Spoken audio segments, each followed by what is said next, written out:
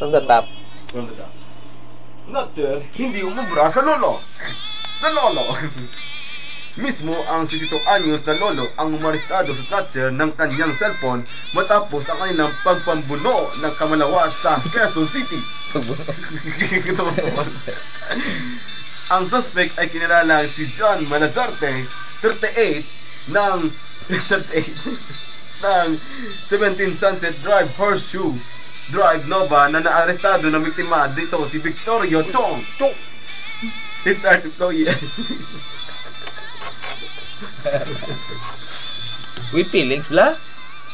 Victorio Chong, retired employee at residente sa Buesad, Baguio City. No? Butang body language. Body language. Sa pagsisiyasat, dakong alas 2 ng hapon na mangyari ang insidente sa kahabaan ng Wala ka mo to para mabalance. Muha mo na, oh. Para mabalance. Boulevard. Kanto ng Sunnyside Driver Barangay Cristo Hari, nabatid na naglalakad ang biktima sa lugar at hawak kanyang cellphone nang sumulpot na ang suspect at agawin ito. Hindi nagpadala sa takot ang biktima at hinabol ang suspect at nilaristo. Nilisto! Nilaristo! Nilaristo! Gumagalyak. Nilaristo! Nilaristo! Oh yeah! Oh yeah! Yeah! Aray. Sharon, may natutunan. Ano natutunan niya naman? May natunan?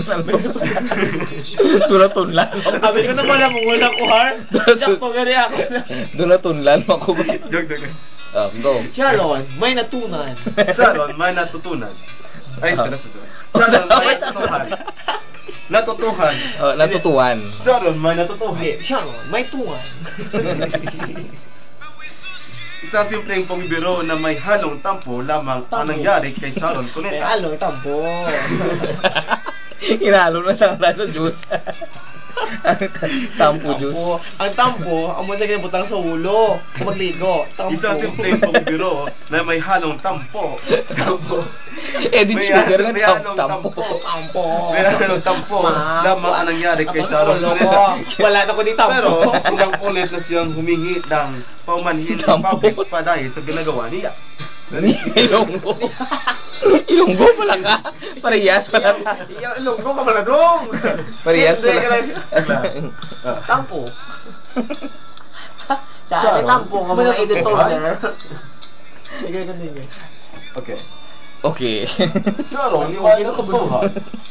Isang simpleng pagbibiro na may halong tampo lamang ang nangyari kay Sharon Cuneta. Pero ilang ulit na siyang humingi ng paumanhin in public pa dahil sa nagawa niya. Sinabi niyang pinagsisiya niya ang pagbibiro ng ganun. May tampo siya at naisip niyang isang magandang pagkakataon yun para masabi niya ang kanyang tampo dahil napabiro naman lamang. Tampo. Ayun. Ayun, tampo. Para masabi niya ang kanyang tampo dahil